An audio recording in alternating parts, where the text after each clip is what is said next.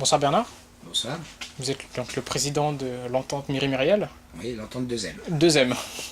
D'accord, vous êtes au club depuis quand? Alors moi, ça fait 46 ans que je suis au club.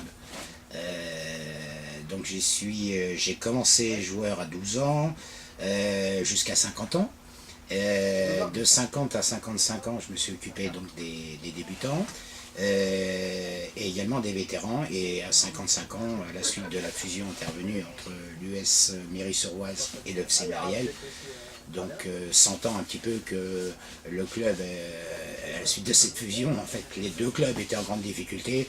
Donc avec des amis, on a décidé de constituer une liste et de reprendre donc en main ce nouveau club. Donc, et je me suis présenté comme président. Donc depuis 2005, je suis président de l'entente de Zem.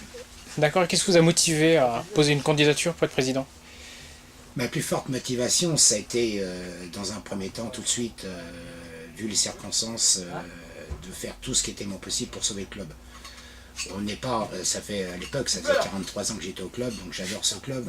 Je suis né à Méry-sur-Oise, donc j'adore ce club. Et mon but était, quand j'ai vu la façon dont se déroulaient les choses, je me suis dit, en accord avec ma femme, parce qu'il faut à tout prix, bien sûr, que ma femme Soit d'accord.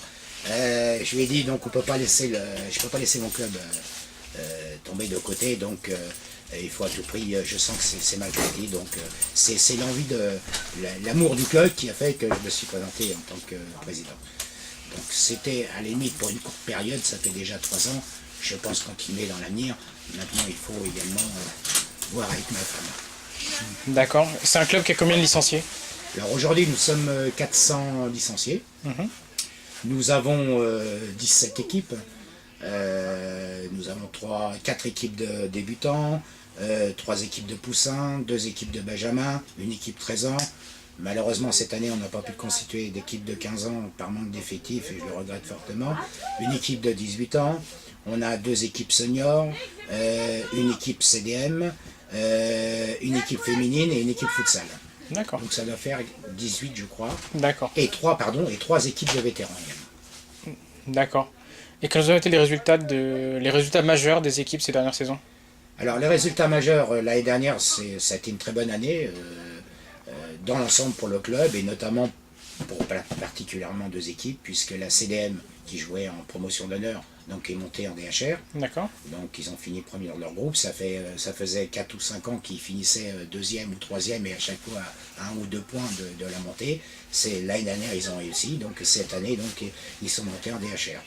Et l'équipe féminine, qui a été reconstituée pendant très très longtemps, d'une équipe féminine donc au club.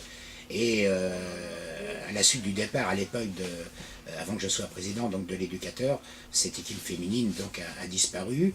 Et comme c'était des joueuses de mairie et de la région, donc ils sont venus me voir quand ils ont su que j'étais président. Ils sont venus me voir il y a 2 ans pour reconstituer l'équipe. Et dès la 2e année de cette constitution, donc l'équipe est montée. L'année dernière, en l'occurrence, elle est montée en promotion d'honneur. Elle est d'ailleurs sous la responsabilité d'Eric Hakoun, qui est ici à ma gauche, qu'on verra tout à l'heure, qui est un ancien joueur professionnel, qui a joué en D2 en Écosse, qui a joué pendant très très longtemps en national, et qui aujourd'hui, malgré son âge avancé de 36 ans, joue toujours en division d'honneur à Poissy. Donc c'est quelqu'un qui connaît très bien le monde du football, et qui, grâce à son expérience, donc a pris cette équipe féminine en main, et dès la 2e année, l'a fait monter de division. Je précise également que l'équipe CDM est placée sous la responsabilité de Patrick Falampin, qui est également au club depuis une quinzaine d'années, et qui s'est toujours occupé, en étant pendant une certaine période directeur sportif, s'est occupé de cette équipe CDM, et a réussi enfin à atteindre son but qui s'était fixé depuis un certain nombre d'années. D'accord, très bien. Quelles sont les ambitions pour cette saison qui commence? Alors les ambitions qui commencent pour cette saison, c'est bien sûr notre équipe phare, l'équipe première, qu'on souhaiterait voir retrouver la division qui était la sienne il y a 2 ans, qui est placée sous la responsabilité donc de Vincent Yasmadion, qui lui également, on a la chance ici, mais on est un petit club, de voir 2 anciens professionnels, qui lui également est un ancien professionnel. Il a fait 200 matchs en professionnel à Valence en D2 en tant que gardien de but.